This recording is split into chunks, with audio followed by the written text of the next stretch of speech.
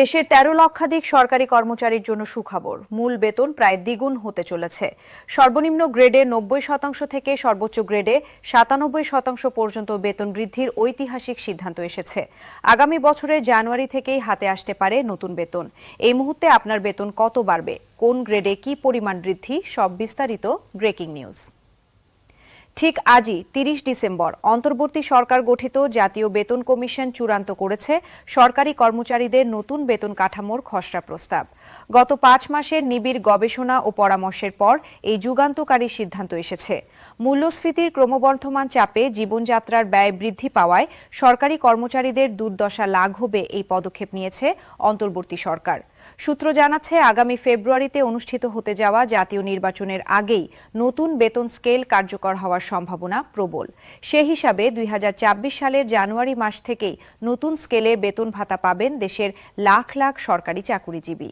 গত ২৭ জুলাই ২০২৪ সালে অন্তর্বর্তী সরকার জাতীয় বেতন কমিশন গঠন করে। উদ্দেশ্য ছিল স্পষ্ট, ক্রমবর্ধমান মূল্যস্ফীতির সাথে তাল মিলিয়ে সরকারি কর্মচারীদের জীবনযাত্রার মান উন্নয়ন এবং ক্রয় ক্ষমতা বৃদ্ধি করা।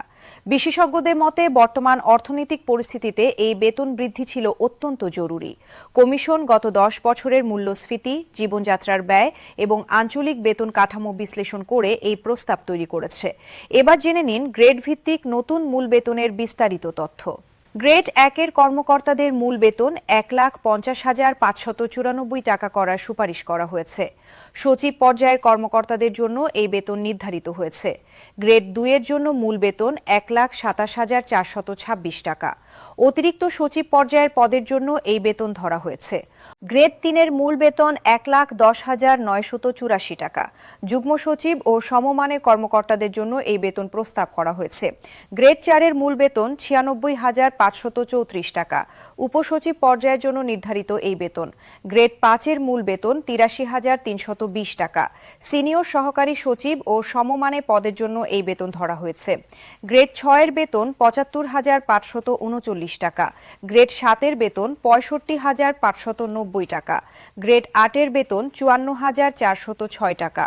গ্রেড ৯-এর বেতন ৪২,৪৭৫ টাকা। প্রথম শ্রেণীর গ্যাজেটেড কর্মকর্তাদের প্রবেশ পর্যায়ের এই বেতন। গ্রেড ১০-এর বেতন ৩৮,১৯১ টাকা। দ্বিতীয় শ্রেণীর কর্মকর্তাদের জন্য এই বেতন নির্ধারণ করা হয়েছে। গ্রেড ১১-এর বেতন ২৪,১৩৪ টাকা। গ্রেড ১২-এর বেতন ২১,৮১৭ টাকা। গ্রেড ১৩-এর বেতন ২১,২৩৮ টাকা। তৃতীয় শ্রেণীর কর্মচারীদের প্রারম্ভিক বেতন এটি। গ্রেড ১৪-দের বেতন ১৯,৬৯৩ টাকা। গ্রেড ১৫-এর বেতন ১৮,৭২৮ টাকা। গ্রেড ১৬-এর বেতন ১৭,৯৫৫ টাকা। গ্রেড ১৭-এর বেতন ১৭,৩৭৬ টাকা। গ্রেড ১৮-এর বেতন ১৬,৯০০ টাকা। গ্রেড ১৯-এর বেতন ১৬,৪১০ টাকা এবং গ্রেড ২০-এর কর্মচারীদের জন্য ১৫,৯২৮ টাকা মূল বেতন নির্ধারণের প্রস্তাব দিয়েছে জাতীয় বেতন কমিশন। চতুর্থ শ্রেণীর কর্মচারীদের জন্য এই বেতন ধরা হয়েছে। জাতীয় বেতন কমিশনের এই প্রস্তাবে শুধু বর্তমান বেতন বৃদ্ধি নয়, ২০৩০ সাল পর্যন্ত ভবিষ্যৎ মূল্যস্ফীতি বিবেচনায় রেখে বেতন পরিকল্পনার একটি রোডম্যাপও প্রণয়ন করা হয়েছে। গত ১০ বছরের গড় মূল্যস্ফীতির হার বিশ্লেষণ করে আগামী ৫ বছরে ধাপে ধাপে বেতন কিভাবে সমন্বয় করা যায় সে বিষয়েও সুপারিশ দিয়েছে কমিশন। এতে দীর্ঘমেয়াদে সরকারি কর্মচারীদের জীবনমান রক্ষায় সহায়ক হবে বলে মনে করছেন বিশেষজ্ঞরা। সরকারি কর্মচারী সংগঠনগুলো এই বেতন বৃদ্ধির প্রস্তাবকে স্বাগত জানিয়েছে। তবে তারা বলছেন, মূল বেতনের পাশাপাশি বাড়ি ভাড়া ভাতা, চিকিৎসা ভাতা এবং অন্যান্য সুবিধাদি বৃদ্ধির বিষয়টিও বিবেচনা করা জরুরি। অর্থনীতিবিদরা বলছেন, এই বেতন বৃদ্ধি একদিকে যেমন সরকারি কর্মচারীদের জীবনযাত্রার মান উন্নয়নে সহায়ক হবে, তেমনি অভ্যন্তরীণ বাজারে ক্রয় ক্ষমতা বৃদ্ধির মাধ্যমে অর্থনীতিতেও ইতিবাচক প্রভাব ফেলবে।